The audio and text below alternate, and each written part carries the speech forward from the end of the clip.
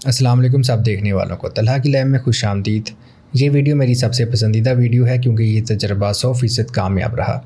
इस तजर्बे में ये साबित करना मकसूद था कि आग जलने के अमल के पीछे एटमॉस्फेरिक गैस का हाथ है, जिसका नाम अभी के लिए हम और रख लेते हैं।